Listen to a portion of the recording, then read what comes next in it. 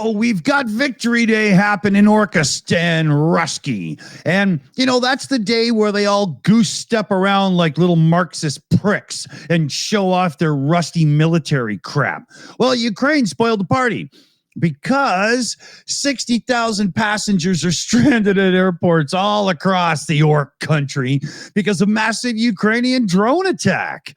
The Russian Association of Tour Operators, in other words, a whole group of liars, say 350 flights have been affected since Tuesday evening in Moscow, St. Petersburg, Sochi, and several other cities that I'd rather not even pronounce, let alone say the name of.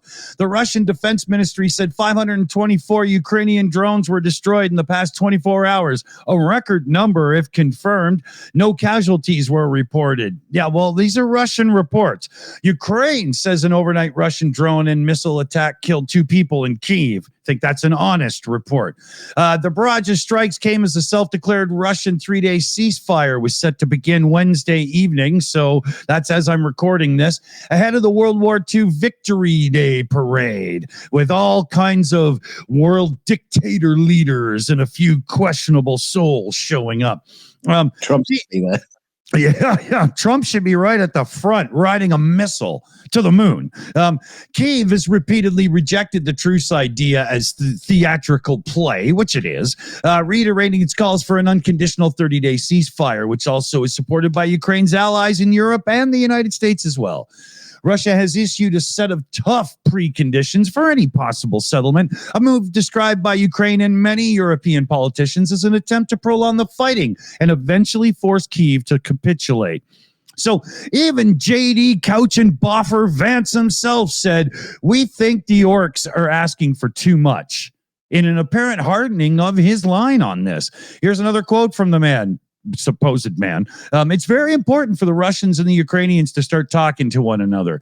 He also took a far less strident tone towards Europe than he has in recent months, saying, "I still very much think the U.S. and Europe are on the same team." So, it sounds to me like somebody's been told to tone it down a little bit, maybe because we know J.D. Couch-and-Boffer only does what he's told. He doesn't think for himself. So Moscow Mayor Sergei Sukhmioff said 19 drones have been shot down near the city since Tuesday evening. In St. Petersburg, 55 flights were canceled or delayed. In some Pull Me Off airport, footage emerged of a plane stuck on the runway. Airports at several other cities that I'm not going to name were just completely disrupted. Air traffic problems came as Chinese President Xi Jinping arrived in Moscow for Friday's military parade in Red Square. And plane carrying the Serbian president, whoever, to Moscow had to make a brief emergency stop in Baku in Azerbaijan because drone attacks. And he had to resume his flight, but he had a whole route direct thing, and he couldn't go where he wanted to because some people wouldn't let him over the airspace. And that was the same with Slovak prime minister as well. So it caused chaos for the whole Russian thing. So I applaud Ukraine so big on that one. And, like I say, this whole Victory Day parade is just one big Orcistan jerk off anyway, and it shouldn't even be in the press because they are literally a terrorist country committing terrorist acts against a sovereign nation. So don't even post their pictures. Don't even talk about it unless something goes wrong. Let their country die. I want to see it. I want to see it because that's probably why they want truce, so they can actually get some vehicles off the front line to run down Red Square. I can imagine it's just going to be like a few flatbeds going through with some cardboard cutouts of tanks on it and some pretty pulling carts. Totally, man. They got Mikhail Mouse. No, that's funny. Yeah. But yeah, I hope Western media gives it as little attention as possible because, well, screw them. Yeah. So where are you going here? This looks like somebody's testing a bomb at a site or something. What is this? Well, this is exactly the problem. The National Weather Service is on heightened alert after a violent militia-style group has been making threats against the United States network of Doppler weather radar systems, according to internal emails from the National Oceanic and Atmospheric Administration, otherwise known as NOAA. Yeah. The group in question, Veterans on Patrol, has been described by the Southern Poverty Law Center as the anti-government militia organization. In a disturbing escalation, the group reportedly believes the country's NEXRAD radar towers, a core part of the nation's weather monitoring system, are weather weapons. Oh. So 5 old men with canes and a one-eyed dog are causing this much trouble? Dogging's in charge. The group is advocating for anyone and everyone to join them in conducting penetration drills on NEXRAD sites to identify weaknesses, can be used to ultimately destroy the sites. NEXRAD, which stands for the Next Generation Radar, has been a pillar of U.S. weather forecasting since the 1990s. It provides critical data for identifying storms, tornadoes, and other severe weather events.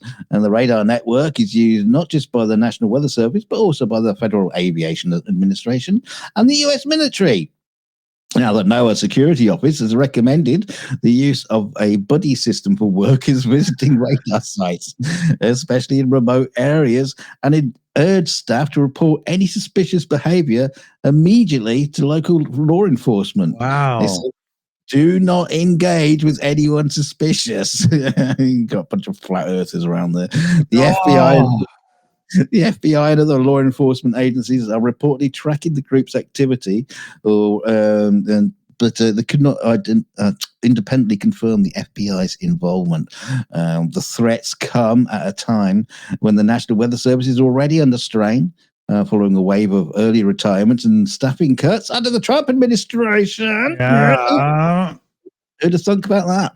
And the agency is dealing with more than 19 unfilled vacancies for radar technicians. The number is unlikely to change due to the current hiring freeze. Wow. As we deal with some fringe folks every now and then,